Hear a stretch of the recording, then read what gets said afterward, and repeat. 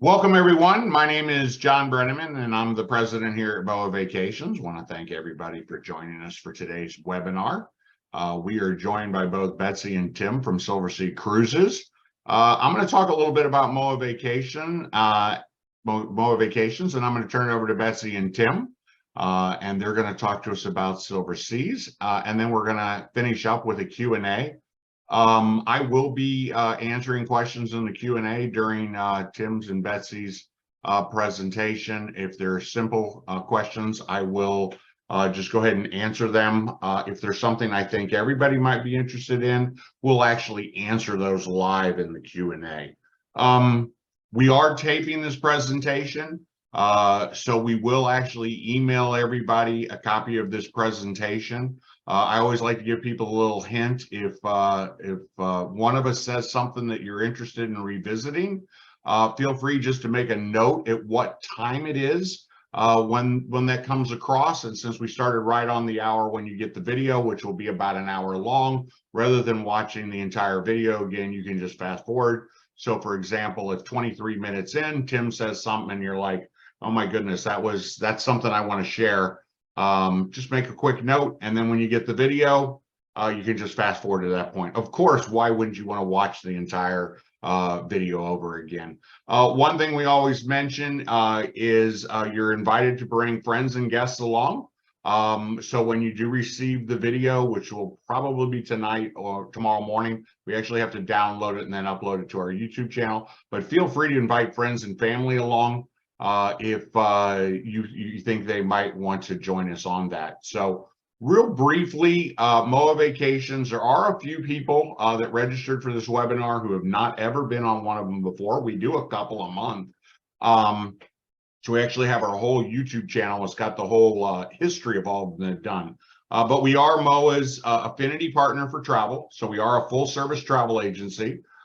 We only do vacation travel, but be it cruise, river cruise, land tour, hotels, resorts, whatever you're looking to do for your next vacation, we'd love to be your travel agency of choice. One of the things I always mention, the reason that we were selected to be MOAA's travel partner out of the 30,000 plus travel agencies that are still around here in the United States, the number one reason is our service. We provide superior service than any other travel agency, and the reason I can say that with confidence, and I've been saying this for almost 2 decades now, we remain the only travel agency in the United States that provides travel on a satisfaction guaranteed basis. That means exactly what it sounds like. If you book a trip with us and you have any issues or concerns prior to or on your trip, you contact us and resolve it to your satisfaction. We do have a lowest price guarantee. And we have a MOAA exclusive amenity program. And this program is with around 24 or 25 different suppliers. And what it is, in addition to the lowest price, it's a value-added amenity. And Silverseas participates in that program. So should you select any Silverseas ship or departure, you will receive a $250 onboard credit. So we are actually lower than the lowest price. And then finally, we do have the opportunity to do MOAA group departures, which is your opportunity to travel with your fellow MOAA members from all across the country. If you haven't done it before, the ability to sail with your fellow members certainly adds to the enjoyment of almost anyone that we've ever spoken to that's taken advantage of that. But we have MOAA groups. We can actually do a group. If you and your family or you and your friends want to put a group together, we can do that as well. And of course, we're going to talk about opportunities for you to travel on your own. So any questions about MOAA Vacations or what we do, feel free to put them in the Q&A. But of course, the reason everybody came today was to hear from Silversea. So with that being said, I'm going to turn it over to Betsy. And Betsy's going to talk a little bit about Silverseas and what they can offer for your next vacation. So Betsy.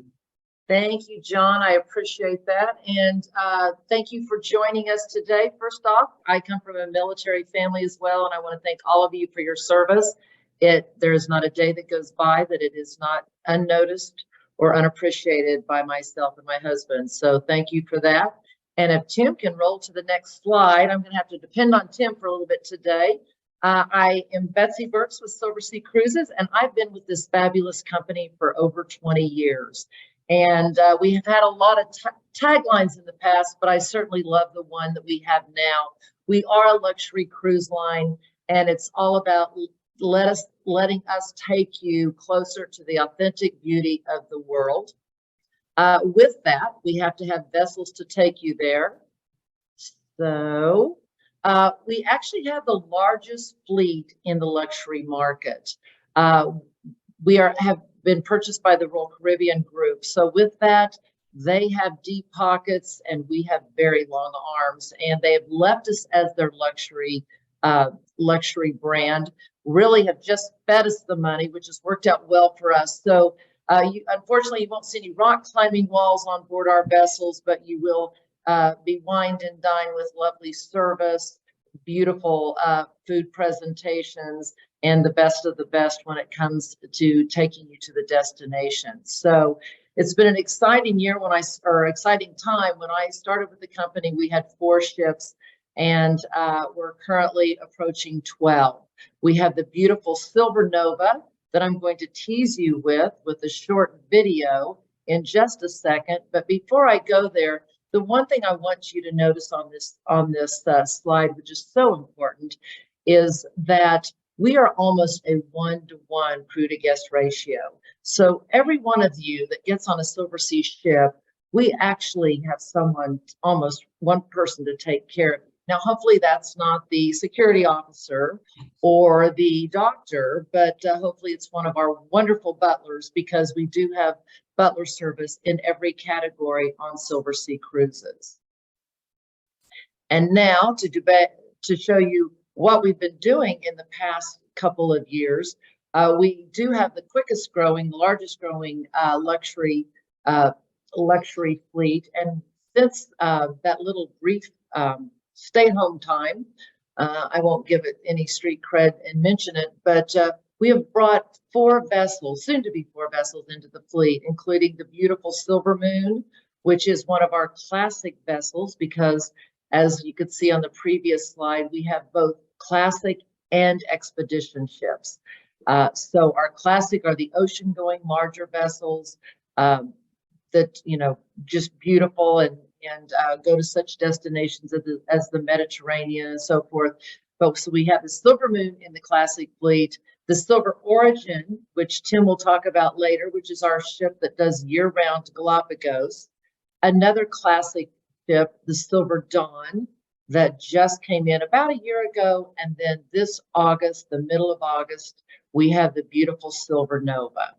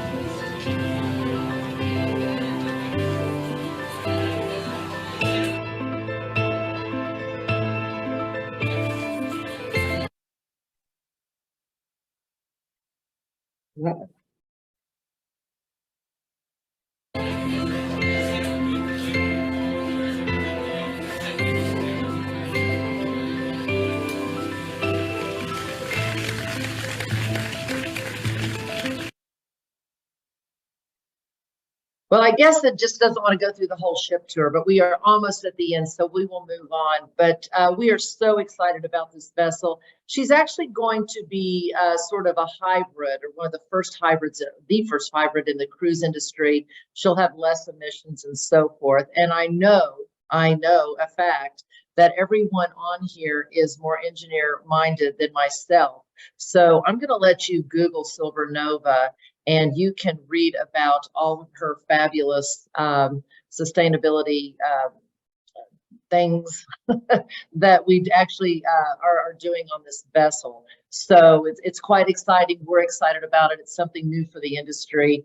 And so I encourage you to read that. But this is probably my favorite picture of Silversea Cruises, and I think it says so much about the product.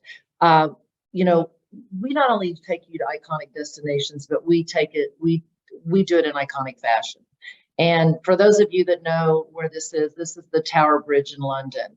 We're one of the few cruise lines that actually cruise under the Tower Bridge. It's probably about $200,000 just to get those them to raise the bridge for us. So it's an expensive venture, and not a lot of cruise lines will pay for that, but we feel it's very important for our guests to get to experience something such as this.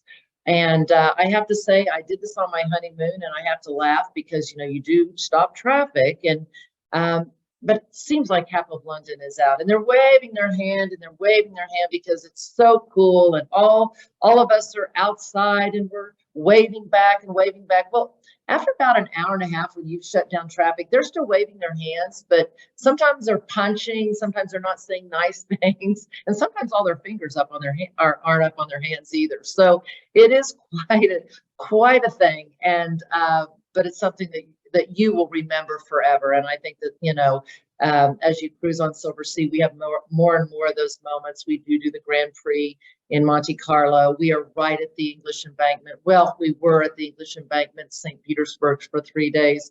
We are at the Opera House in Sydney. So it's those type of things that get you up close and personal. And that's just on the classic ships. Wait till you hear Tim tell you about the expedition ships. But I want to cover one more little thing, and that is about the destinations. As you look on this map, it's so incredible to see that we go to twice as many places as most cruise lines, over 900 different destinations. And if you could really see the dots on this map, and you would see that if they were distinguished a little bit better, that, you know, some of these destinations, we go there not only on a classic ship, but an expedition ship. So there's so many choices. Northern Europe, they're there on the classic, they're on the expedition. And then we move on to, for those that want to see all the world at once, our world cruise. And someone's already asked on the chat about our 2025 world cruise. I believe it was sold out. We take wait list. I'm going to check on that for you and get back to John, because things do change, and so a lot of times the wait list, you know, we work it very well and we can get you on. So let us know.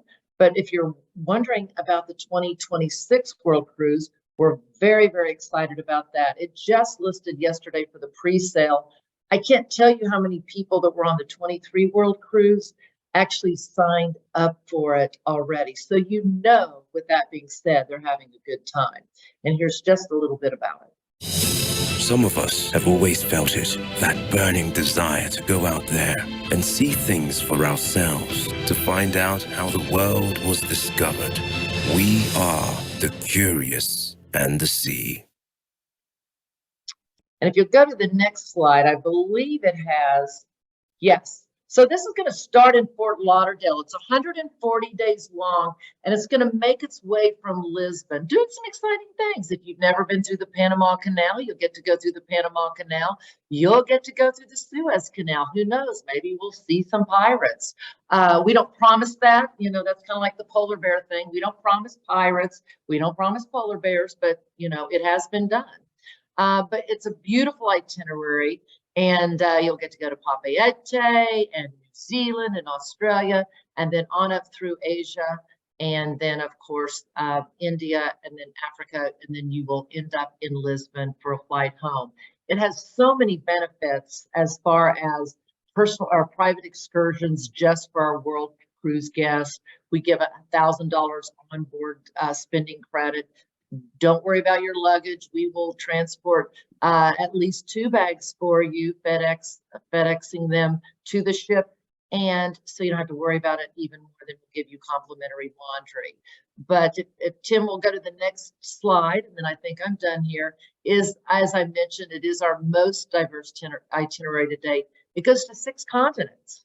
So that's something to be said. 6 continents, 70 destinations, 37 countries. So if you're a country counter and you're trying to get to 100, here's over a third right there.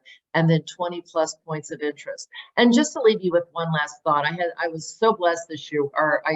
World Cruise started in Sydney, and I flew into Dallas because we flew a chef in. Many of the clients were leaving on the Qantas flight directly into Sydney from Dallas. We did the same thing in Los Angeles. At the airport, flew in a chef, prepared them a beautiful meal, had a special lounge just for our guests. And of course, I was, I got to host them. So it was great for me and hopefully great for them. But I got to speak with a lot of these people. And if you've never been on a world cruise, I thought it was very interesting. One woman was coming back for her 7th time, and she didn't even know which ship she was going on. This is going to be on the beautiful Silver Dawn, which has just come out a year ago. Because she goes, that's not important to me. The important is that all my friends go. And they didn't start out as her friends, but they ended up as her friends. And she said, you go to the best destinations and you truly immerse us. And she goes, I'm just here for the fun. So, whether, if you're interested in a world cruise, we'd love to talk to you. I personally feel like we do the best world cruises in the world. We have a team that just puts together experiences for the world cruise. And they work very, very hard on it. So with that being said, I'm going to turn it over because now it's time to get into a little bit of expedition. I am very, very lucky to work with this amazing gentleman, Tim Am. And Tim will tell you a little bit more about himself, but I think the cool thing is he has actually been there and done that as an expedition leader. So he knows the ins and outs, and I think from what I've seen so far, he pretty much knows it all about expeditions. So without further ado, thank you, Tim. Tim, before you get started, just a couple of things. Betsy, on the information that you said that people could Google on the Silver Nova, can you just go ahead and send that to me, and we'll include it in the email when we send everybody the video? Sure. And so then they'll have all that information. And we did have a question. Somebody asked, and I don't know if you can remember since it was a few slides back, but which ship was that was sailing under the Tower Bridge? It was either the Wind and the Cloud, because they have to be one of our smaller vessels. So I'm not sure what that picture was, but I did it on the Cloud. We also do it on the Wind. Which one was it? That particular picture was the Wind. Yeah. Okay. But we do it on the Wind and the Cloud both. So, and then our expedition ships can go under, but not all ships. There you go. Okay. Sorry, Tim. We typically only have one person from our vendor partner, so we normally don't have the break in the middle, but I thought since the questions were asked when Betsy was talking, we'd go ahead and jump in real quick. So without any further ado, it's Tim. Thank you. Thank you. And thank you, Betsy, for the introduction. And I can only echo your sentiments. Thank you all for your service. Very much appreciated. I'm going to take us on a different world tour. It's been the world that I lived for a number of years. I joined Silversea in 2008 and was privileged enough to work on the expedition ships up until 2019 as expedition leader and a number of other roles. And I had a role in the shore side. This photo is actually taken on the top of the waterfalls that overlook this incredible gorge. And I'll get to the region specific in a little bit. But one thing I like to start off with is just a reminder. We live on a blue planet. 71% of the Earth's surface is covered by water, and using a platform like our expedition ships to travel around the world as someone with an African heritage, takes me to that safari at sea analogy. And I think it's a really great way to start this conversation. If anyone's ever been to Africa and done those typical safari experiences where you go and you're in a beautiful lodge and you're using the game drive vehicles, the Land Rovers, and you're heading out and doing the exploring during the day, that's the mindset that I want you to think about of expedition cruising. It's taking us to these remote parts of the world, the destinations that don't have peers, they don't necessarily have big communities that you can visit, but it's about those unique wildlife, cultural engagements at the unique and far corners of the world, so to speak. For those who haven't been exposed to expedition cruising, it's typically defined as smaller ships. But what I think is really the true key in it is understanding the Zodiac. So Zodiacs, it's a brand name, but it's a small rubber inflatable boat. They have different sizes, but typically we use either a Mark 5 or 6 that can seat 10 to 16 passengers. And they're what provide us access to these unique destinations. This, for example, is a landing on one of the most incredible wildlife meccas in the world. And there is just nothing like stepping onto a beach in South Georgia with 100,000 Ken penguins. This is an incredible geological phenomenon known as the horizontal waterfalls. You've got about a 21-foot vertical height difference between this gap as two different lagoons drain out at different rates. And the Zodiacs are what get us in there. Up in Alaska, for example, viewing the brown bear on the shoreside, that's the safe place. It's much like being in a game drive or on a game vehicle when you have a lion pride right next to you. They're providing us with a platform to get up close and personal to the wildlife. So I think Zodiacs is definitely the key defining moment that I want you to remember. They're also what gets us ashore. They're providing us with these tools. And one of the things is a wet landing. So I've actually got a little video here to explain. A lot of people want to understand exactly what that means. This is a wet landing down in Antarctica. You can see people are exiting the Zodiac from either side. And they're stepping off into about ankle deep water. So rubber boots in areas where it's cold and you're going to be exploring ashore is obviously an important part of it. And some parts of the world it's warm water. So you don't need obviously the big rubber boots and insulated footwear and things, but you are still going to be stepping into water at a place like this where you're about to head off on a helicopter flight. So this is again just those concepts of wet landings. We also have dry landings in certain parts of the world. This is at the Galapagos, for example, where the captain, the Zodiac driver, is driving up onto the shore side, and you're going to step across the bow and step onto the shore in a dry landing. So we obviously use that in certain parts of the world. And this is one of my favorite pictures. I like to throw this in because they're fun. I think for anyone who likes to get out and have a little bit of four-wheel drive experience or something like that, Zodiacs are a lot of fun. And they're providing us access to these destinations. I then like to look at expedition travel from a couple of core concepts. And I think they're all somewhat interconnected, but all quite independent on their own. And they're standing up this expedition experience. Everywhere we go, we have a very strong education and enrichment concept, be that driven by the expedition staff on board, and they could be geologists, ornithologists, marine mammal, historians, whatever it is in the specific region, and generally there's multiple of them covering unique aspects of those particular topics. Then there's obviously the activities, there's kayaking, there's snorkeling, there's hikes, and it's about taking you to these beautiful, scenic, remote parts of the world. Where possible, obviously not in Antarctica because there aren't necessarily cultures there, but if we're going up into the far Canadian Arctic or to Greenland or to Papua New Guinea, the Solomon Islands, the Northwest Australia, where there's the Aboriginal communities, there's great cultural exchanges, and we're very conscious. And I can talk for another 3 hours about how Silversea goes about setting up these relationships.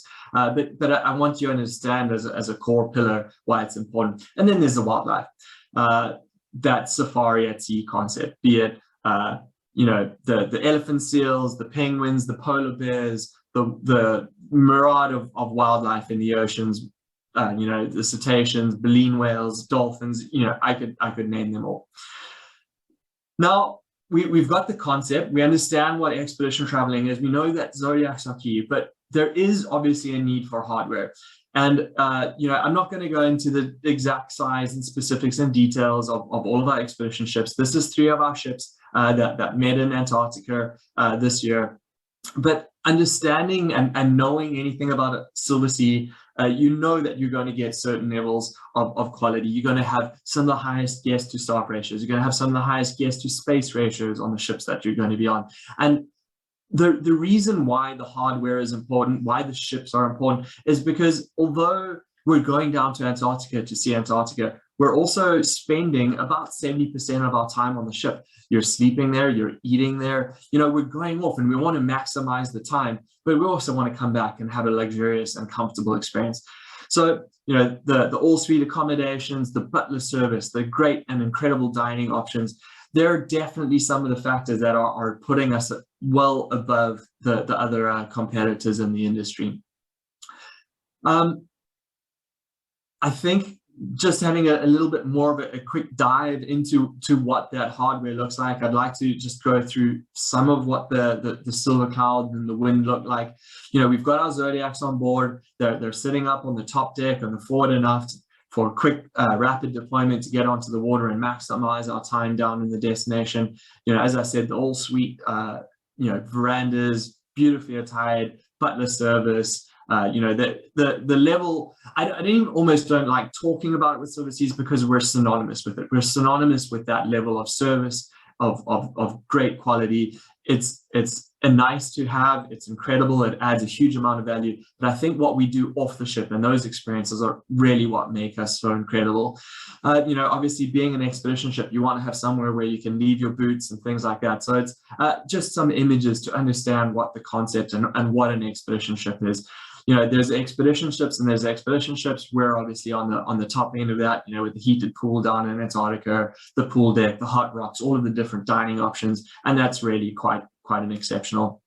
The Silver Endeavour is a new ship. She just joined us this last season, and I haven't had the privilege of working on her yet. I, as I said, was in the field on expedition ships until 2019, but by all accounts, the most exceptional expedition vessel in the world, in the industry.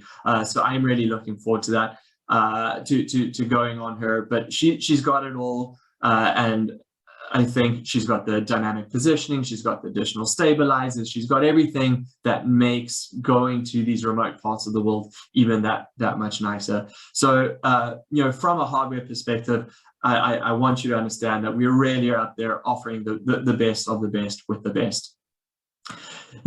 Now we're going to dive into a little bit of a world tour. As Betsy highlighted, you know, we have grand voyages and all of these things from a Silversea's perspective.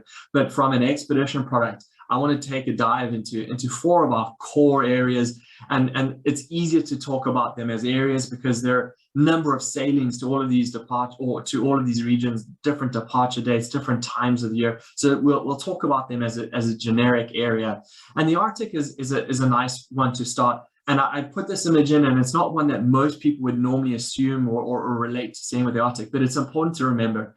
The Arctic is an ocean that is frozen where the North Pole is, but it's surrounded by land. You've got Svalbard, which is the Norwegian archipelago. You've got the massive coastline of Greenland. You've got the high Canadian Arctic, all the way over the top of Alaska, North America, the Northwest Passage, coming down through to places like Nome. So big distinction. An ocean surrounded by land, whereas Antarctica, the exact opposite, is a continent surrounded by frozen ocean. So we'll start having a little bit of a look in Svalbard. It's got some beautiful, grand scenery. It's a true wildlife haven. When you're going there, we're hoping to find polar bears. They're not actively hunted there like they are in other parts of the Arctic, so they tend not to be as skittish when you do see them. It's a great place to see walrus coming ashore, and there's other wildlife that you can see there. But there are trips that focus specifically on that Svalbard archipelago, either departures from Reykjavik or for Tromsø. We then head across to Greenland. Greenland's really known for its beautiful, quaint little villages. This is a town called Itatoqqortoormiit, which is on the entrance to the world's largest fjord system, known as Scoresbysund. This is where you're going to get some of the big icebergs that are sort of synonymous with Greenland for the Northern Hemisphere. And it really is an absolute wildlife mecca, highly recommended. Then we have trips that are going down to Iceland, circumnavigations virtually, depending on the departures. But going into Reykjavik, places like Blue Lagoon, Westerfjords, there's a great, obviously a lot more cultural and life in Iceland. Then you can start heading across to Greenland again. There's Skoldingen Fjord, these big, vast, grand landscapes. There's a number of cultural visitations that are done in Greenland. In the south and southeastern part of Greenland, you also start tapping into some early Viking or Norse history. I think it was Eric the Red, whoever did the original PR piece on Greenland. Greenland's a lot colder and icier than Iceland, but they managed to sell it to the early Vikings. But there's old Norse villages and settlements down there. Greenland has certainly a little bit more of a cultural exposure and relation for our guests when visiting there. There's the early tool civilizations, and then you can start making your way up to places like Cape Dorset and some of the Canadian high Arctic. So I've put this in. This is just one sample of many of the different itineraries that we do. This is from Greenland, all the way through to Churchill, where you go up the river, and the belugas are out this time of year in the river, and it really is quite an exceptional thing. But visiting some small communities in the area, but also really just out there looking for the wildlife. So a few distinctions that are important just as a general concept to have in mind. Greenlandic villages tend to be a little bit prettier, a little bit more, they're all connected only by flights or by water. There aren't any real road structures that are connecting communities, and you can focus on that community experience a little bit more, understanding some of the natives from that area. And then bird life is obviously a hugely important part of it. Once you get to Greenland, this is now in Canada, this is Pond Inlet. Not quite as pretty as far as the native communities go, but definitely a little bit stronger influence in that when you start looking at Inuit art, the carvings, and that sort of thing. Then there's trips that kind of leave the settlements in the high North Canadian Arctic, and you go even further into the fabled Northwest Passage. You start echoing the footsteps of early explorers like Franklin and Amundsen. And I put this in as an example. This is Beechey Island, where a number of the members of the Franklin expedition came ashore. You can see our expedition staff member there has a gun. So we're entering into these sort of more wild areas again. And then there's obviously different sorts of wildlife, heading, depending on the time of the year, in the ice further and further into the north, the high Canadian Arctic, into the areas around Baffin Island, etc. You start coming into the potential of seeing polar bears. Again, an important note to consider is, our ship, particularly the Endeavour, but the wind as well, they have ice strength in hulls. The Endeavour is a PC6 ice class, which means that she can do this, she can push into the sea ice. And that's one of the primary platforms when you are looking to explore and look for particularly the polar bears. They use ice as their main platform for feeding. Just another example of a cruise. This is the Northwest Passage, one of the most iconic sea routes that was ever discovered by Roald Amundsen, and just an incredible journey. The whole story about the Franklin expedition and the multiple expeditions that were later launched to try and either find out what had happened to them or search for survivors.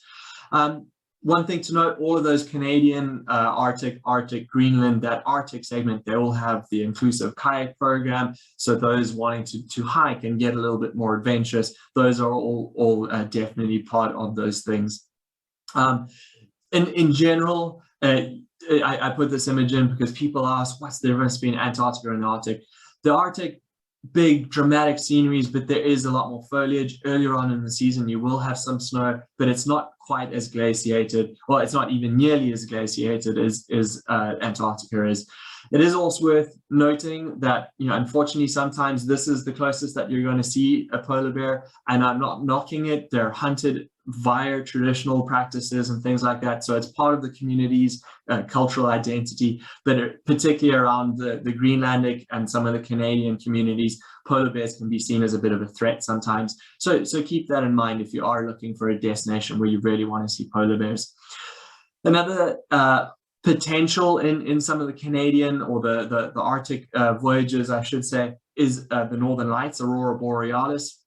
Not something that we would ever guarantee. It's obviously a natural phenomena. And also you need to make sure, depending on the voyages that you're looking at, some of them are well above the Arctic Circle. And if you're up there at the right time of year, you're going to be living in constant daylight.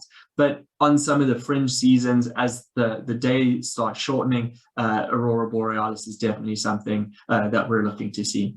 So walrus in the Arctic, polar bears in the Arctic, and no penguins. Important distinction. No polar bears or walrus in Antarctica. So if you're looking for those, make sure you're going to the right destination. Now, Antarctica. This is definitely one of my favorite places in the world. It is one of the most untouched, naturally kept, pristine, beautiful places in the world. And the incredible thing about Silverseas is we offer a number of different ways to get down there. We have what we call the Antarctic Fly Cruise. So this is a program designed for a shorter impact. You arrive in Antarctica on the South Shetland Islands and you start exploring immediately. You're flying over there, so you're missing the Drake Passage, which for some is considered a rite of passage. It's part of proving that you went down to Antarctica. But for those who are on a limited time budget, this is truly an exceptional. Then we have the traditional sailings going down 10-day, 12-night is going to aim to head past the Antarctic Circle to get a little bit deeper. And then there's the trips that go out to the Falkland and South Georgia Islands. So a little bit longer of an itinerary. This, just to give you a little bit of overview, is one of the little planes that takes you down to the landing strip in King George Island. It flies right over the vessel. It's a super incredible approach, really talented pilots. But as I say, you board your plane in Punta Arenas, and the next thing you know, you're flying over the icebergs and into Antarctica, and off you go and you start your adventure.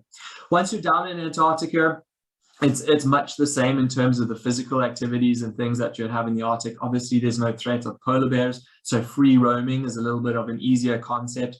But there's hikes up to places like this in Nico Harbor, Zodiac cruises looking at the incredible, we call it graveyard, but it's these massive icebergs that get washed into shallow areas, forming these incredible sculptures. Zodiacs definitely provide us an opportunity to see the wildlife. This is Esperanza behind the back of an Argentinian station with thousands of Adelie penguins on the shoreside. Obviously, we've got our humpback whales, orca, fin whales in great numbers. In the seal family, there's the leopard seal, so the apex predator down there with a sly little smile. But there's Weddell seals, crab eaters, and then on the penguin side, obviously, everyone loves penguins. They're super cute. These are little Gentoo chicks. But the nice thing about Antarctica is wildlife is a little bit more predictable. We know when we're going ashore, okay, this penguin collie is going to have these species, unlike the Arctic, where it's a little bit more of that safari concept. We've got to go out and find the wildlife that we're looking to see. So yeah, Antarctica, you can see always glaciated, a lot more snow, very steep terrain in some areas, so there are a number of designated landing spots that become quite important to us. Again, we've got the kayaking. This is a huge part of it when you really just want to get it off the ship. This is all inclusive with Silversea. This isn't something that you have to pay extra for or anything like that, like some of the other companies. And it's an incredible way to just really experience the raw magnitude and beauty of the space. This is sunset down in Antarctica, where we're typically not that far south, that you're not going to get sunset. So remember that from a thought process. You're going to get these beautiful late evening vistas and silhouettes through some of the iconic areas. Again, having a ship that's capable and qualified to push into sea ice is going to open up your possibilities. So keep that in mind, and that's why with us on Silverseas, you really have an incredible opportunity to explore. In Antarctica itself, there are, I should say, a number of research stations and communities. This, for example, is Deception Island. This is an abandoned old whaling station. It's an incredible destination. It's a volcanic caldera that you actually sail into in the ship, and you can see the steam coming off the shoreline. You get super volcanic heated shorelines. and the penguins walking through it. Quite an exceptional place. But you know, Antarctica in itself is largely void of human life and impact. So there are a few sites that you visit, but not always. This is one of my favorite places in the world, the Falkland Islands. Absolutely spectacular. A number of penguins. This is a little spot called the Neck on Saunders Island, but really quite exceptional. Great historical elements when you visit Stanley, the little capital on the Falklands. And this is on those longer 18-day trips, which then head out to South Georgia. So I showed you a photo of this earlier. This is, you know, you're stepping ashore and there's just wildlife all around you. But when we talk about wildlife, we talk about hundreds of thousands of pairs of king penguins, such as this landing site in Gold. And it really is just an absolute incredible experience. You can just sit there, they'll come up and pick your clothes. You're not allowed to approach wildlife, but they don't know the rules, so they can come to you. And it really is quite an incredible experience. It's also where you're going to start seeing your big elephant seals and things like that. And I put this in to remind myself that on those trips that go to Falklands, the South Georgia archipelago, also come down to the peninsula. And you can see here, this is sort of a little bit more of a free roaming land site. You're given a guided route that you can follow, marked off by the flags, and do some exploration on your own with the expedition staff there to provide interpretation and education. I put this slide in to remind me that people often ask about the weather. Antarctica in these months is in their peak summer months. So keep in mind that you know, if you're coming from anywhere far north in the US, you're probably going to be at similar or even warmer temperatures when you get down to Antarctica. You're looking at about mid to high 30s, low 40s for your average temperature. But I've had days where I've been out there in a t-shirt and got sunburned. So you know, obviously, you want to pack, but pack as if you're going to a ski resort or something like that. Those are the types of clothes that you want. And yeah, Antarctica really is just one of those bucket list destinations that everyone in my mind has to go to. It just opens your world up. This is a little video by, oh, I think I missed it. Okay, I'll come back to that in a minute if we have some time. So next I wanted to touch, so, you know, we did the poles, we did the polar opposites of the Arctic and Antarctic, and now just because we're on a whirlwind tour, we're gonna touch on some warm weather destinations. Betsy earlier mentioned the Silver Origin, which is the best ship to visit the Silver Galapagos, or the Galapagos in with Silverseas. She is absolutely exquisite, and from a onboard experience cannot be surpassed in the region. She's got all the mod cons to make for an incredible expedition ship in terms of an educational platform, but also from an embarkation, disembarkation, and access to the activities that you want to be doing in the Galapagos. It's about getting off the ship. It's a multi-generational destination. You can go there with grandkids and grandparents, and everyone can have levels of activity and things to do on their own. Betsy, I see you've unmuted. So well, I just wanted to add that Mike Mike Terrell has actually been on this ship, so he can actually say, you know, testify that we're not just making this up because we work for the company, but the ship is absolutely gorgeous. These pictures, I think that you'll see that she's perfectly designed. But what makes it is the Ecuadorian people that are on board. Over 70% of the staff has to be from that area, and they are just magically, they're just wonderful people. But I think that for an expedition ship, she is the best down there by far. I would also put her food and service up to anybody in that region. So if any of you have any grandkids, I'm sure nobody has a grandchild, but if they happen to, or would rather leave their children a memory instead of a Mercedes, this would be where I would make that memory, because you will never regret it. So, I got to say that Mike came back and spoke very highly of it. So yeah, if you want to speak to somebody here who's been there, he literally came back and told me I needed to go and how fantastic it was and everything. So yeah, Mike Tyrell, if you're interested in Antarctica, give him a call. I'm sure he'd love to share his pictures and his stories and everything else. So. Thank you. Thank you. Yeah, so from a Galapagos perspective, it's 2 itineraries. They operate on a 7-day rotation. So if you're interested, you could combine them and do a 14-day trip. They go to sort of slightly different destinations and highlights and attractions. But speak to us. That's what we're here for. If you're looking for more information on the Galapagos itineraries, but it really is as anyone who's understood anything of Charles Darwin and his voyage of discovery on the Beagle and how important this wildlife destination is in terms of the different fauna and flora. It really is quite an exceptional thing. As I said, it's a multi-generational destination that you can go and do activity levels from something for the kids to something for grandma, and it really is quite incredible. There's obviously a great snorkeling component to it as well, and we provide all the wetsuits and things that you need to make that happen. So from an outdoor active short and yet incredibly impactful destination, the Galapagos is really it. And now I wanted to touch on one more area. I know I'm going through quite a lot here, but it's one that I didn't know very much about until I went there, and it absolutely blew my mind. And it's this area known as the Kimberley in northwestern Australia. So these are 2 examples of itineraries that we do. Fremantle is the port city of Perth, down in Western Australia. But the image on the right is just a very intensive, focused cruise around the Kimberley region from Darwin to Darwin.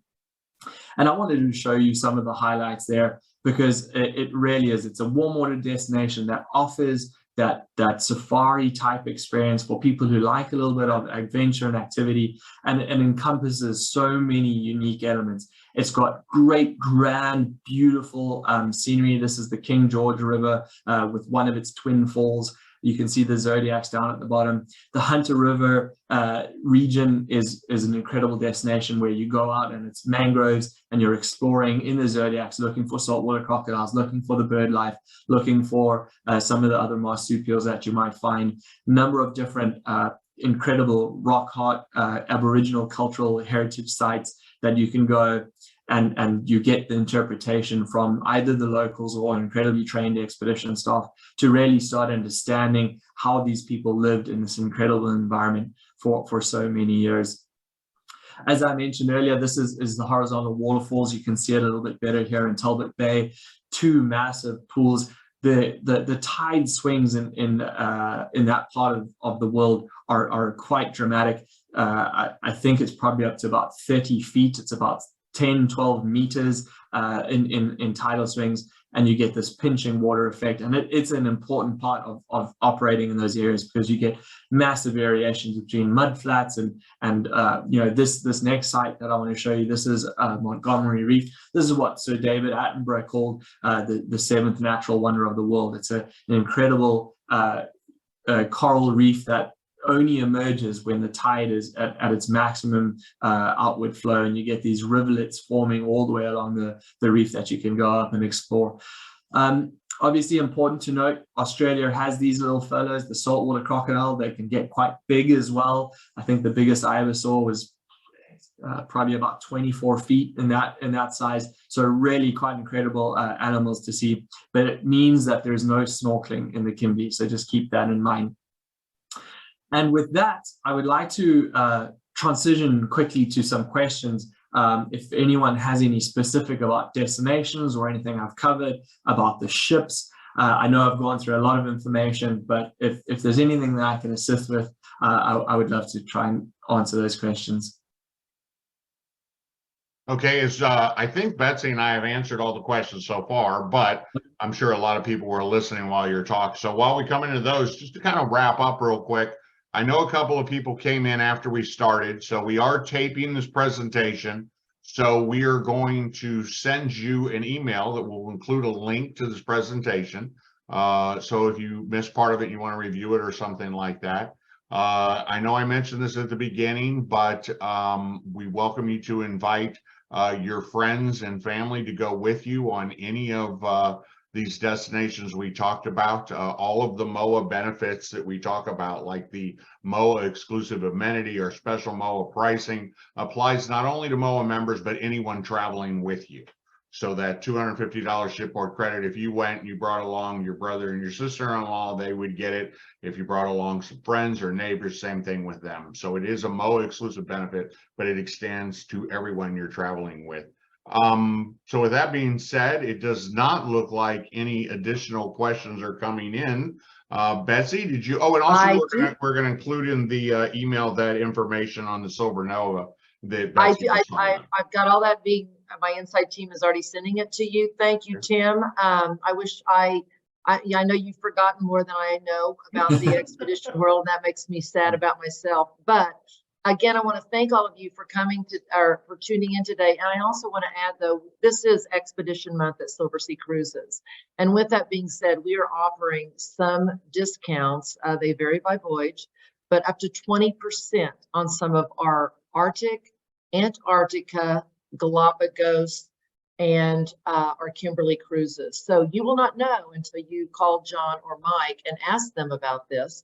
So hopefully you'll reach out to them and they can advise you, you know, if the voyage that you're interested in is discounted. And we have space this summer. If you're interested in the Arctic, we have some beautiful space. But I also wanted to just bring one thing, and Tim can kind of attest to this. When we got into the expedition business in 2008, there were 6 ships in Antarctica, and now it varies to almost up to over 60. So, you know, you just want to make sure that you're going with a company that's been around, that knows what they're doing. Because when they put those Zodiacs in the water, I mean, it takes time, it takes precision. You want to be on a Zodiac. That is actually a brand, and it's the best of the best in the floatables, is from what I've heard. But it's not like throwing the raft into your swimming pool. It's a big deal, and you know, and so your safety is always, you know, our first priority at Silversea. But just make sure that you're making good choices, because your expedition people that are on board, your leaders, you know, we have some of the highest in the industry, and that's very important, because you want to be, you know, you're maybe spending a little bit more money, but you want to be with the best of the best. So yeah, I can echo that. Sorry, John, just on what Betsy just said. I can say unequivocally that the senior management within the Silversea's environment that is responsible for the expedition product has more industry experience than any other company out there. And I think it's an incredibly important thing for peace of mind when you know that you're going to these destinations. We're going to incredibly remote places without external support and medical assistance in many cases, and knowing that you're going with a company that, as Betsy said, over a 15-year track record of delivering an exceptional product is an important sort of thing to have as peace of mind. And I wanted to, not on that, I was going to mention something about the World Cruise. I'm sure people saw in the email that opens up on June 22nd. Our experience for the past year or longer is those sell out very quickly. So if you're interested in that, talk to us now. Don't wait until actually it opens up on the 22nd. So talk to us now, figure out, we can get you the pricing, we get all the information. We'll include a brochure on the World Cruise with the email that has the video on it. So it'll end up being a lot of information, but look through it. And that way we can actually get a hold of Silversea's the minute they open up. We've done this before, in fact, and a lot of times we lean on Betsy and her inside contacts and actually get them to hold us staterooms, not put Betsy on the spot, but literally hold us rooms before it opens up, So like a reservation agent will come in that morning and they'll already have the cabin held. And that's important, because we've literally seen some of these ships sell out in a few days. And so if there's that, you know, if you're going to be on a ship for 140 days, you might as well get the cabin you want and the location you want. It's not as important if you're going on, you know, a 7-night cruise, but for 140 days, you want to get that perfect cabin because it's the perfect trip. And, you know, I just to share with Betsy and Tim, when we sent out the email, we were talking about how your World Cruise is such a phenomenal opportunity to really attack that bucket list, and how many things on people's bucket list they can actually see and do just on one cruise. Granted, 140 night cruise, but still, that's just an important thing. And I think we've listed like 8 to 10 points of just, we highlight just 8 or 10 things that they're going to see. And obviously it's so much more than that. It does not look like we have any additional questions. So I'm going to turn it over to Betsy and Tim. On behalf of myself, MOAA, and everyone who attended today, I want to thank you for taking time out of your busy schedules. We all understand that, you know, you're busy at this time of year, but you both took an hour plus out of your day to be with us today. So thank you on behalf of us, and I'll turn it over to the two of you for the final word. Well, I think that maybe we've had the final word here, but if there's not any more questions, I've had my Insight team send everything to John. We may have a few spots on the 2025 World Cruise, so he will have that information as well to send. And if you have any questions, reach out to John. He's got all of our digits. And again, thanks for your time, and most of all, thanks for your service to our beautiful country. Have a great day. Thank you all. Have a wonderful day. Bye, everyone. See you next time. Thank you.